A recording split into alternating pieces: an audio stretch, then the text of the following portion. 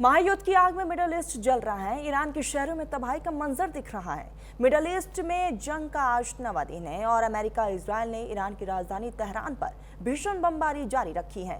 Israel की सेना ने 80 फाइटर जेट से तेहरान और इस्फहान में 200 से ज्यादा मिसाइल अटैक किए। ईरान में मिलिट्री ठिकानों को निशाना बनाया गया। तेहरान के एयरपोर्ट पर भी हमला किया गया। आखिर कितने दिन तक ये महायुद्ध होगा, इस जंग का दुनिया पर क्या असर होगा, रिपोर्ट दिखाते हैं।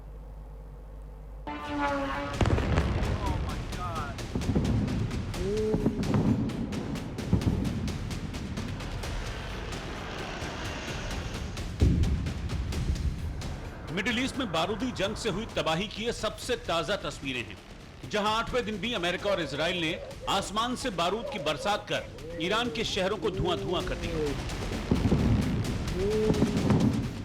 इजराइल की एयरफोर्स ने एक साथ 80 फाइटर जेट से ईरान के सैन्य ठिकानों पर हमला कर तेहरान में कहर बरपा दिया। इजराइल की सेना ने रिवॉल्यूशनरी गार्ड कॉर्प्स की एक सैन्य यूनिवर्सिटी, बैलिस्टिक मिसाइल रखने वाली जगह को टारगेट किया। एक साथ कई बम गिराकर उन्हें तबाह कर दिया। इसके साथ ही तेहरान के मेहराबाद एयरपोर्ट पर भी भीषण हमला हुआ। इन तस्वीरों में आप देख सकते हैं कि हमले के बाद मेहराबाद एयरपोर्ट पर तेज धमाका हुआ। विस्फोट के साथ आग और धुएं का विशाल गुबार उठता नजर आया। तबाही की तस्वीरें बता रही हैं कि 8 दिन की जंग में ईरान बर्बाद हो चुका है। ईरान की राहत संस्था रेड क्रिसेंट सोसाइटी का दावा है कि अमेरिका और इजराइल के हमलों में 6,668 नागरिक जगहों को निशाना बनाया गया है। हमले में 5,535 घर, 1,041 दुकानों को नुकसान पहुंचा है।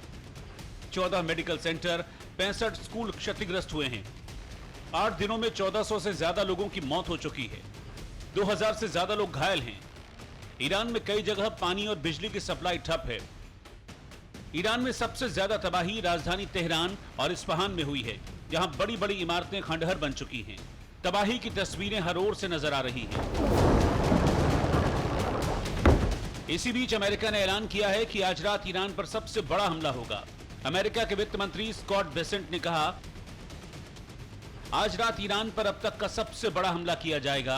इस हमले का मकसद ईरान के मिसाइल लॉन्चर और मिसाइल बनाने वाली फैक्ट्रियों को भारी नुकसान पहुंचाना है। इस कार्रवाई से ईरान की मिसाइल क्षमता को काफी हद तक कमजोर कर दिया जाएगा। इधर अमेरिकी राष्ट्रपति ट्रंप का दावा है कि उनकी सेना ने ईरान की कमर तोड़ दी है।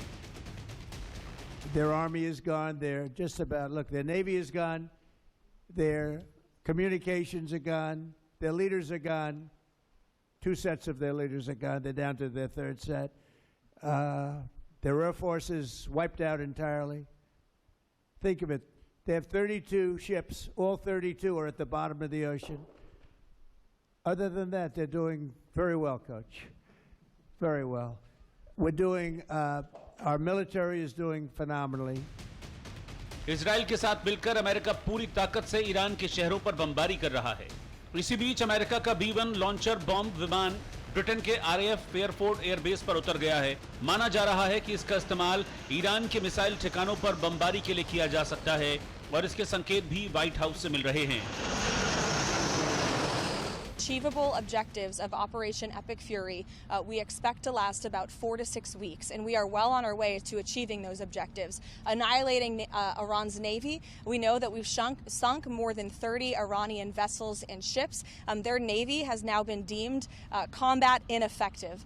Taking out the ballistic missile threat that Iran posed to the United States and our troops and bases in the region, we have done a tremendous job. The United States military has done a tremendous job. America दावा कर रहा है कि उसने Iran को बर्बाद कर दिया है, ईरान के सैन्य ठिकानों को खंडहर बना दिया है, ईरान की सेना को बहुत बड़ा जख्म दिया है, लेकिन इसके बावजूद ईरान झुकने को तैयार नहीं है।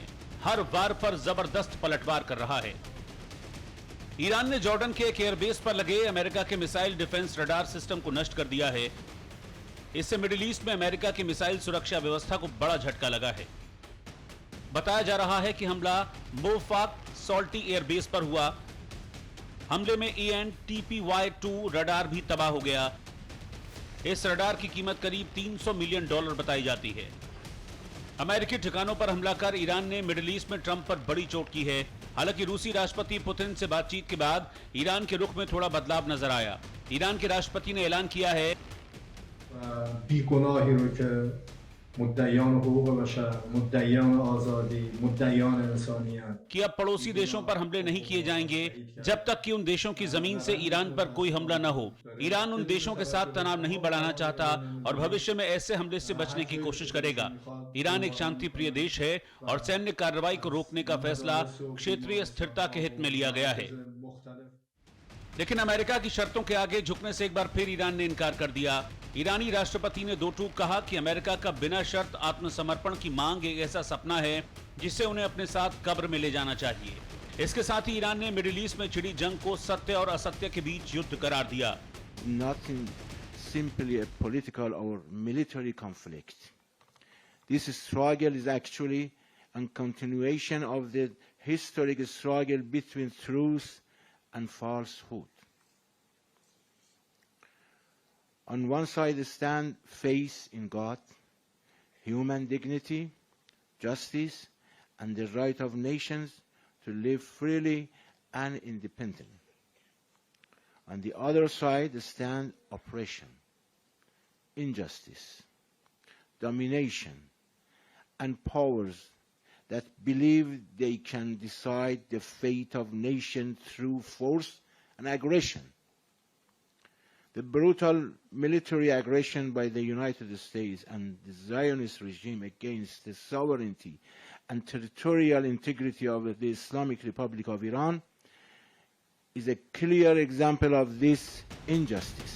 साफ है कि ईरान ने आर पार का मन बना लिया है। अमेरिका और इजराइल के खिलाफ सबसे खतरनाक अभियान शुरू कर दिया है। सवाल है कि ये जंग आखिर कब तक चलेगी? इस जंग का दुनिया पर क्या असर होगा? क्या इस जंग की वजह से दुनिया का नक्शा बदल जाएगा?